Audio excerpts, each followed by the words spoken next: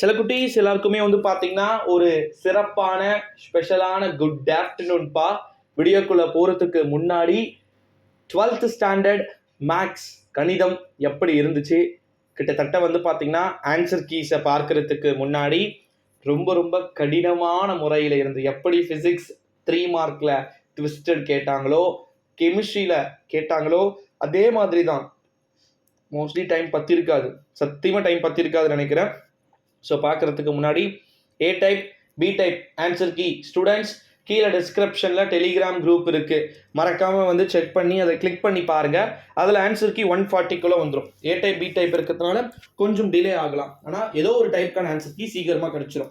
ஓகேங்களா? அடுத்த டைப்புக்கு வந்து 2 கொஸ்டின் பேப்பரையுமே வந்து பார்த்தீங்கன்னா வெரிஃபை பண்ணி செக் பண்ணிவிட்டு கண்டிப்பாக அப்டேட் பண்ணிடலாம். எப்படி இருந்துச்சுப்பா? 2 மார்க்லாம் ஈஸியாக இருந்துச்சா?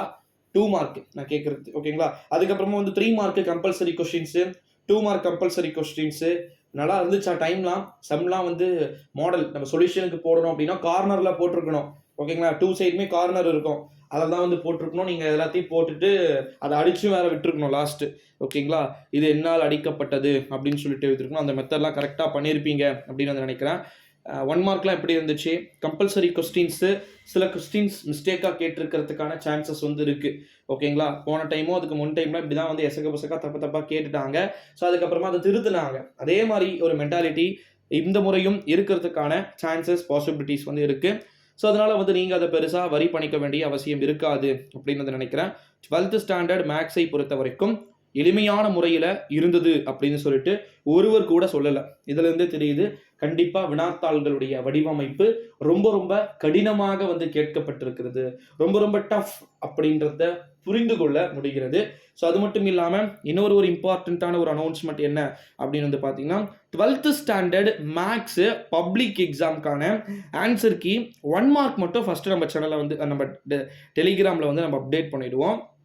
அடுத்தபடியாக 12th ஸ்டாண்டர்ட் காமர்ஸ் இன்னைக்கு இருக்கிறாங்கன்னு நினைக்கிறேன். ஆமாம், அவங்களுக்கான ஆன்சர் கீயும் உங்களுக்கு பின்னாடியே வரும். 1 மார்க்கு 2 மார்க்கு 3 மார்க்கு 5 மார்க்குன்னு சொல்லிட்டு அவங்களுக்கும் உங்களுக்கும் அதே சேம் மெத்தட். இதில் கான்செப்ட் என்னன்னா 25க்கு நீங்கள் மேக்ஸில் 90க்கு 25 எடுக்க போகிறீங்க பாஸ் ஆகிறதுக்கு.